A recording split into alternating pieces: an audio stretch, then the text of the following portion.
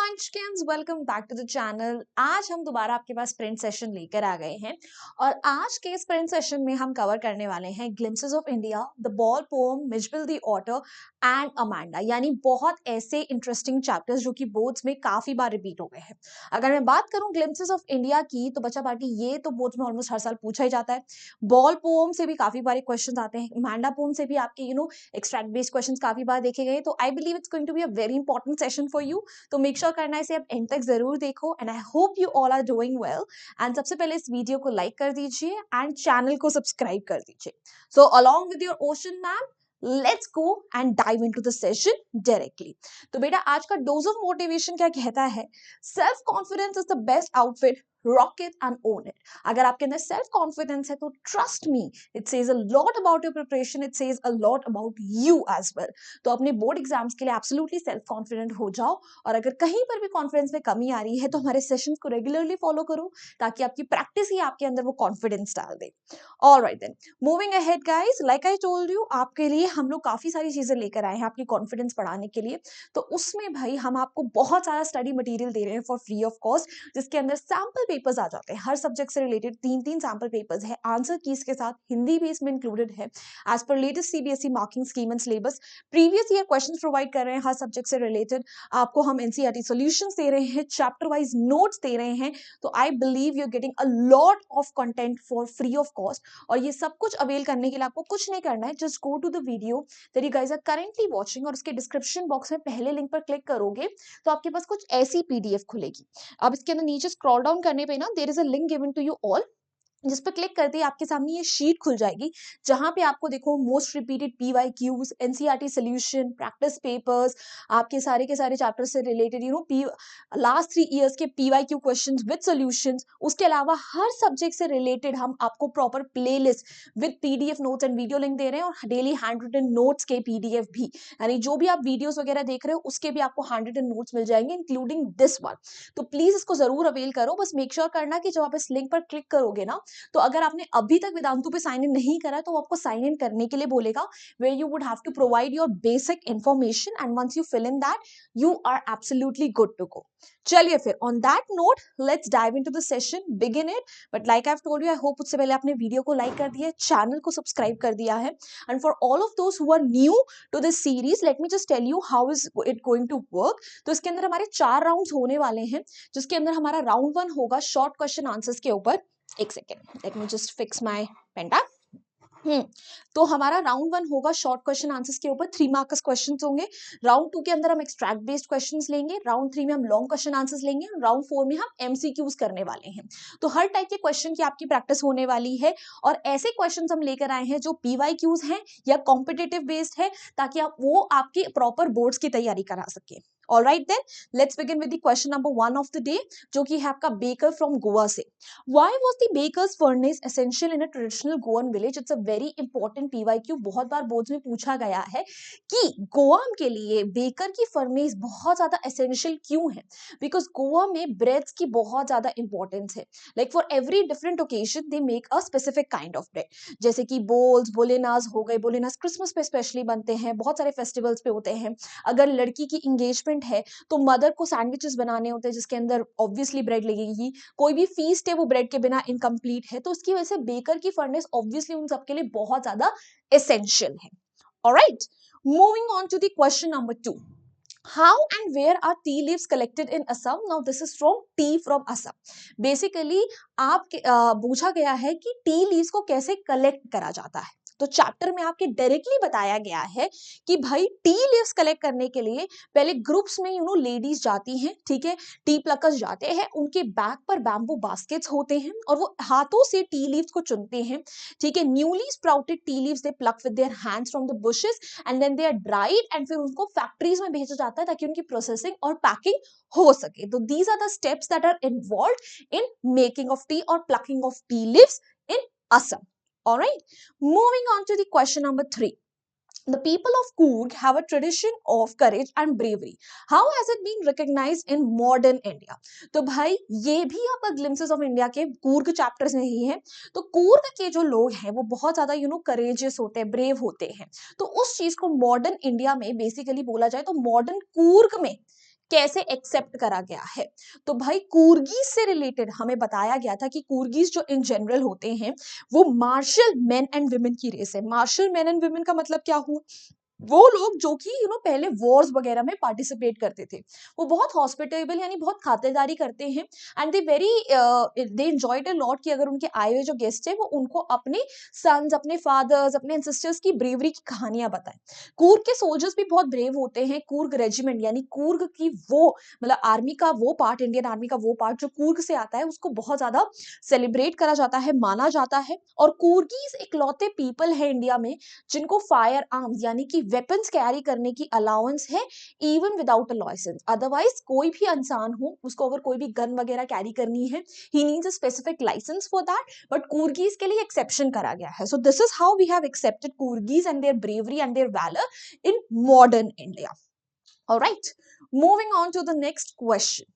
Prove that Mitchell loved the water, giving an instance in support of your answer. This is also a PYQ from Mitchell the author, जहां पे पूछा गया है कि मिचविल जो है उसे पानी पसंद था, बट ये आपको एक इंस्टेंस देकर प्रूफ करना है फ्रॉम द चैप्टर इटसेल्फ. तो आपके चैप्टर में बिगनिंग में ही एक बहुत प्यारा इंस्टेंस बताया गया है कि भाई जो हमारा ऑथर था उसे एक ही बार मिचविल को बाथरूम तक ले जाना पड़ा था.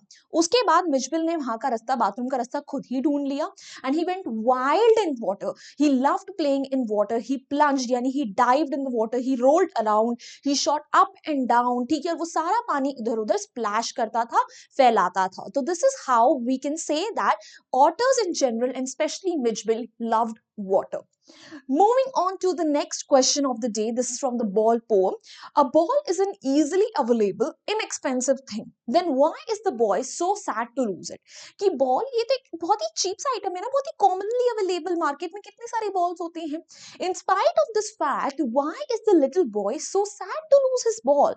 व्हाई? बिकॉज उस बॉल के साथ जिसने उसे लूज करा है, जिस बॉल को बच्चे ने लूज करा है, उसके साथ उसकी बहुत सारी मेमोरीज अटैच्ड हैं.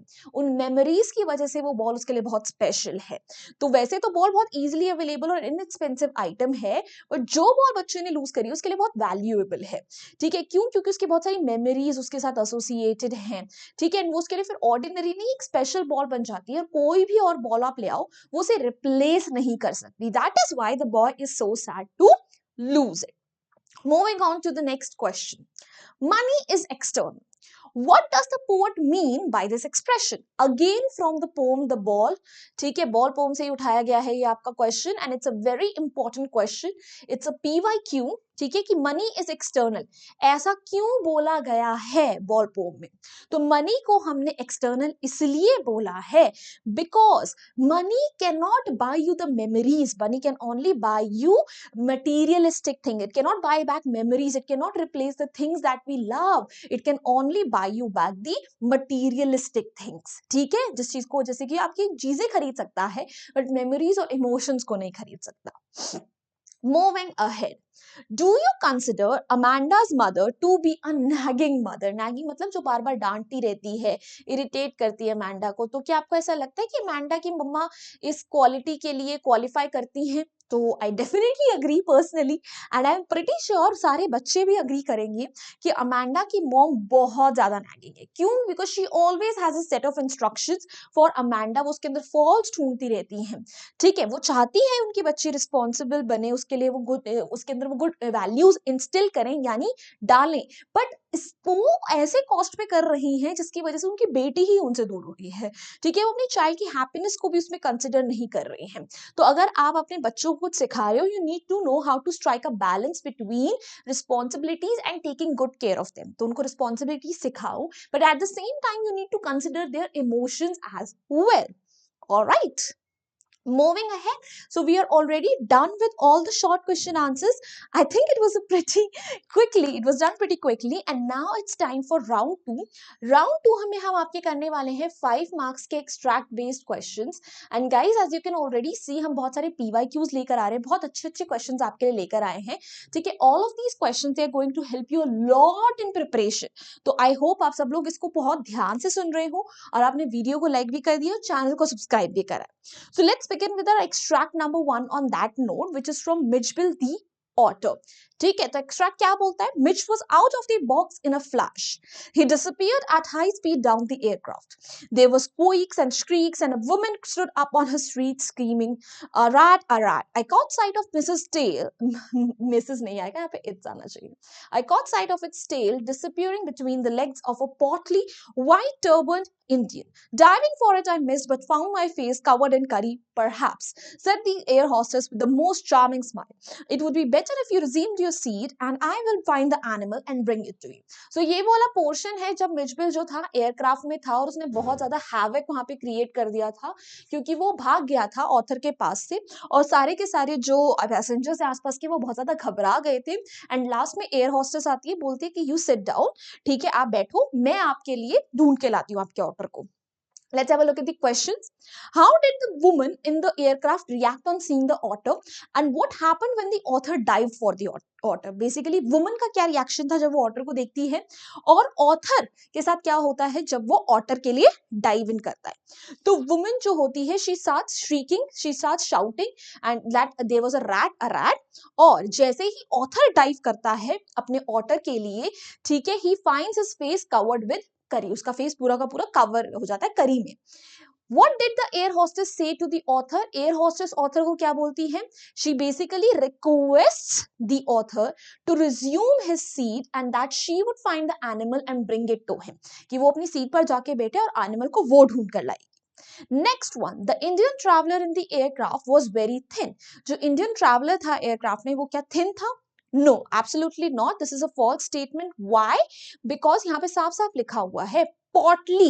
Portly का मतलब ही होता है fat. Next question. Find a word from the passage which means fat. And I've already answered this question. The word portly in the passage means the same as fat. Let's have a look at the answer now. So she stood up on her seat and screamed, a rat, and his face was covered with curry. She said that she would find the animal and bring it to him. The given statement is false and portly, that is means fat. All right, all the questions are absolutely correct. So let's move on to the extract number 2, which is from the ball poem. What is the boy now who has lost its ball? What is he to do? I saw it go merrily bouncing down the street, and then merrily over there it is in the water. There is no use to say, oh there are other balls. Basically बच्चे ने ball खो दिए हैं and the poet is like, क्या बच्चा क्या करेगा, क्योंकि उसने देखा कि बॉल उसकी आंखों के सामने पानी के अंदर चली गई. Right? Let's have a look at the question. The boy who has lost the ball is in the state of, जिस बच्चे ने बॉल को लूज करा उसकी स्टेट क्या है? He is in the state of shock. वो भी shocked है कि उसकी बॉल चली गई, sad है. Where did the ball go? Ball कहाँ गई? Ball went in the water. And how did the ball go? Ball कैसे गई? It went down bouncing down the streets. ठीक है, jump करती करती. I in the above lines refers to, I जब हम use कर रहे हैं above extract में वो किसे refer कर रहा है? It is referring to the poet. And why does the poet say no use to say oh there are other balls? कि poet ये क्यों बोलता है? ये बोलने का फायदा नहीं है कि और भी balls हैं, because जो ball बच्चे ने खोई है वो उसके लिए बहुत ज्यादा special है and it cannot be replaced.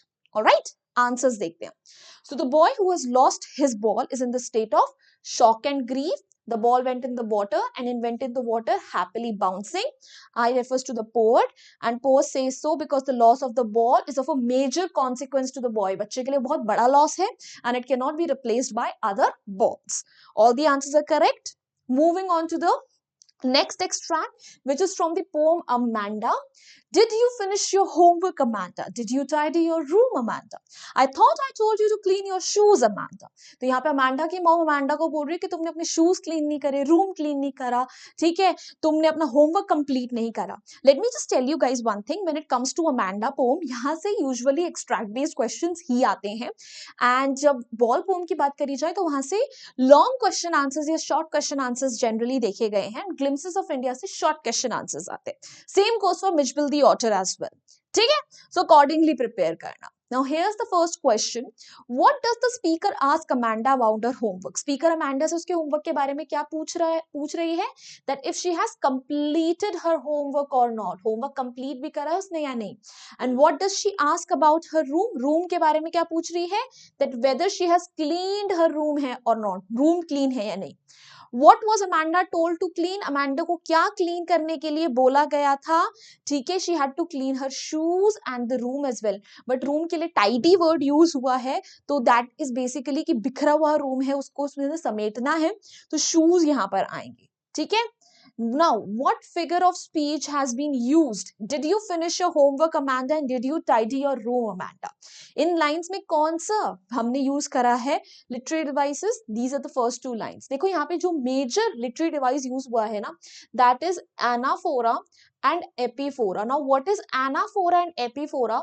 Anaphora तब यूज होता है बेटा जब एक के बाद एक लाइन सेम फ्रेज या वर्ड से स्टार्ट हो. जैसे ये दोनों lines did you say start हो रही हैं.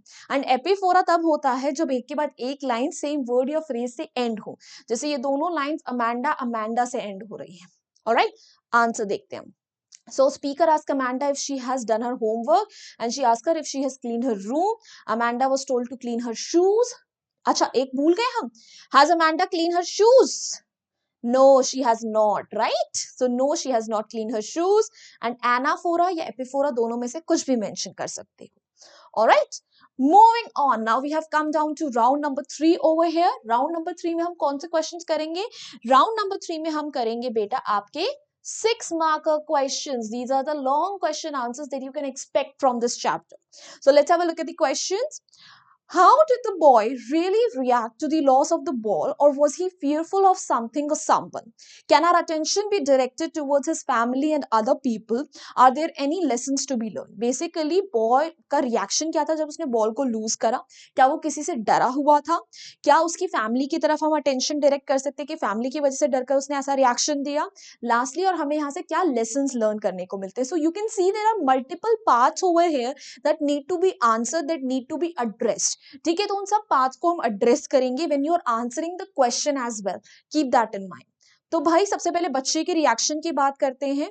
ठीक है, सबसे बच्चा किसी से डरा हुआ नहीं था. He was not fearful of anyone, बल्कि वो क्या था, बहुत अपसेट था अपनी बॉल को लूज करके. क्यों? क्योंकि बॉल उसके लिए बहुत वैल्यूएबल थी. वो शॉक में था, वो एक जगह पे फिक्स था. He was trembling with grief, यानी कांप रहा था दुख के मारे. And he was staring at the same place जहां उसकी बॉल खोई है. उसकी फैमिली, तो ऑब्वियसली बॉल के लॉस का कुछ इफेक्ट नहीं पड़ा होगा क्योंकि वो तो बहुत ही इजीली अवेलेबल है. फैमिली की मेमोरीज थोड़ी थी. और जो बच्चे ने बॉल लूज करी है वो क्या लेसन हमें सिखाता है? दैट मनी जो है इस दुनिया में एक्सटर्नल है, because it can only buy you outer happiness और pleasure, can only buy you materialistic things. Money can not buy the emotions and heavenly virtues. Heavenly virtues का मतलब है क्वालिटीज, इनटैंजिबल क्वालिटीज, यानी जो आप देख नहीं, छू नहीं सकते. फिर हाँ, उसकी ओल्ड मेमोरीज से वो रिलेटेड है बॉल. तो सेल्फ कंसोलेशन, रियलाइजेशन और अंडरस्टैंडिंग, ये ऐसी चीजें हैं जो उस लॉस से उसे ओवरकम करने में ज्यादा हेल्प करेंगे, रादर कि कोई एक्सटर्नली उसे उन चीजों को जाके समझाए. तो हमने लेसन्स भी बता दिए, हमने फैमिली का भी बता दिया, हमने उसका रिएक्शन भी बता दिया, सब थॉट्स को हमने एड्रेस किया है. Moving on to the next question. Bringing up teenagers can be both a challenge and fun. How far do you agree? Express your views with reference to Amanda's life. कि teenagers को बड़ा करना एक challenge भी है और एक fun भी है. क्या आप इस चीज से agree करते हो?